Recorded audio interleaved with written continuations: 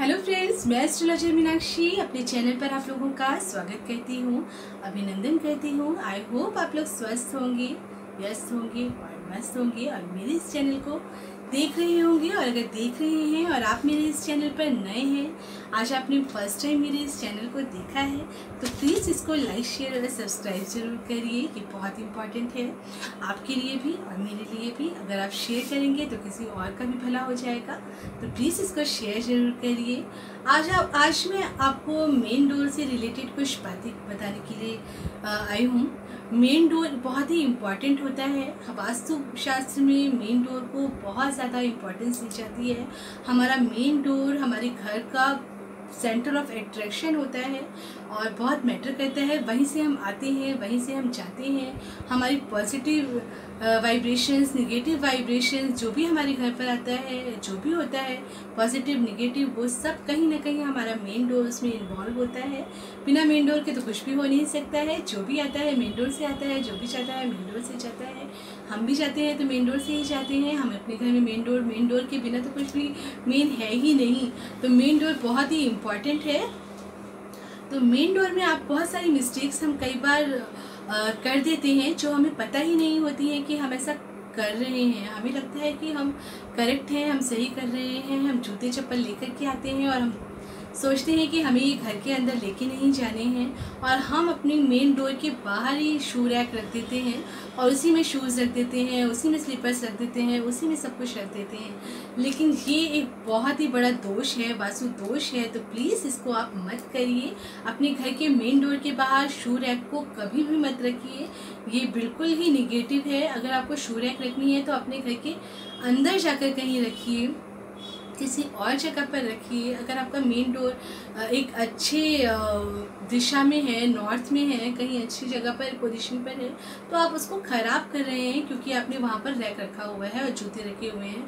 अगर एक दो स्लीपर्स हैं जो लगता है आपको कि हाँ ज़रूरत है बार बार अंदर बाहर के लिए, तो ठीक है। अदरवाइज़ अगर आप कहीं बाहर से आए हैं तो अपने शूज़, अपनी बैलीज को शू रैक अंदर बनाएं और अंदर ही रखें जा कर के।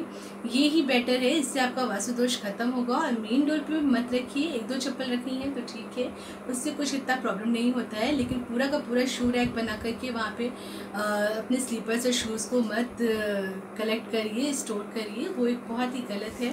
तो ऐसा मत करिए। इससे आपके घर का वास्तु खराब होगा, आपके घर में निगेटिविटी आएगी और आपके काम बनेंगे नहीं, उल्टा रुकने लगेंगे।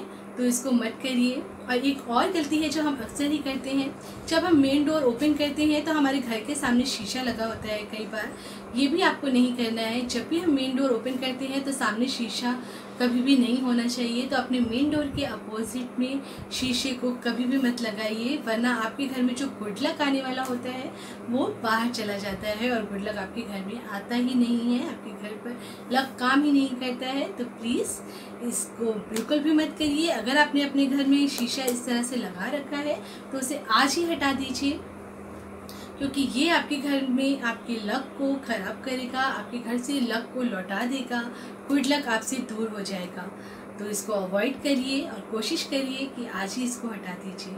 और बहुत सारी छोटी छोटी चीज़ें हैं जो हम अक्सर करते हैं। हमारे घर में कील लगी रहती है जहाँ पर हमने कुछ टांगा होता है। जब तक टांगा हुआ है, कुछ शोपीस से कुछ भी ऐसा आपने लगाया हुआ है, तब तक तो ठीक है। लेकिन जब आप उसे हटा देते हैं, प्रॉब्लम तो तब शुरू होती है। तो ये कील जो खाली है उसको भी आप हटा दीजिए वहाँ से।